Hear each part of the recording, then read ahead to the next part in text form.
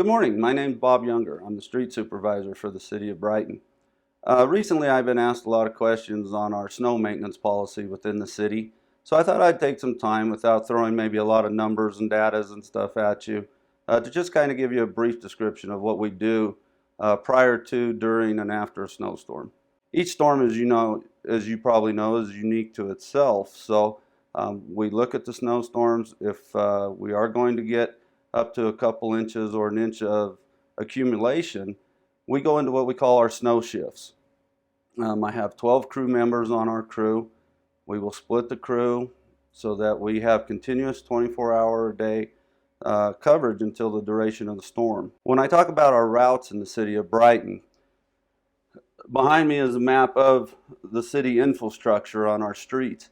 We have currently 340 lane miles, little give or take, of lane miles in the city network of Brighton.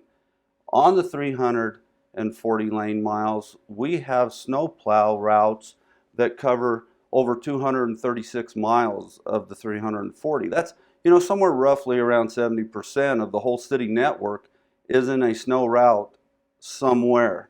We have our three levels that we work off of: our primaries, our secondaries, and what we call neighborhoods. Our primaries are basically the main arterials, collectors, that kind of thing within the city. Our secondaries are kind of based around joining the collectors. They kind of concentrate more so around schools, that kind of thing. What we try to accomplish on the neighborhood streets is making a loop so that hopefully in any kind of a development, you don't have to travel no more than hopefully a couple blocks to get out to a street that has been plowed or has been maintained. Our primaries are done first, then the secondaries, then the neighborhoods. A lot of questions come to me of how come we don't plow every street in town. On our policy, we will plow if there becomes 12 inches or more accumulation. We will make a center pass through every street in town. Now keep in mind, please, that this only happens after our primaries are caught up in what we consider passable. Then we go to our secondaries, and when they're passable, then we go to our neighborhoods. Sometimes this can take a couple days depending on the accumulation of the snow. We're always watching forecasts. I get news reports every morning. I'm looking at the forecast up to about 6 days in advance. When I start having a storm system starting to move through or coming our way, we'll start